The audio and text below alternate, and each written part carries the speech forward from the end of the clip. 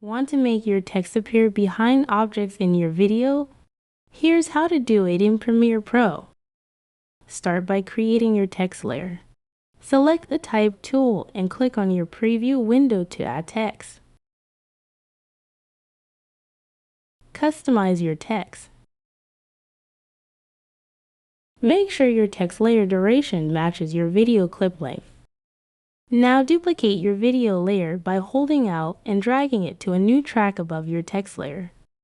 Go to the Effects panel and search for Color Key. Apply this effect to your top video layer. With the top video layer selected, open Effect Controls and find the Color Key settings. Use the eyedropper tool to select the background color behind your subject. This effect works best when your subject has a clearly different color from the background. Adjust the color tolerance and edge thin until the text appears clearly behind the moving subject. Remember, this technique works best with high contrast footage where the subject stands out clearly from the background.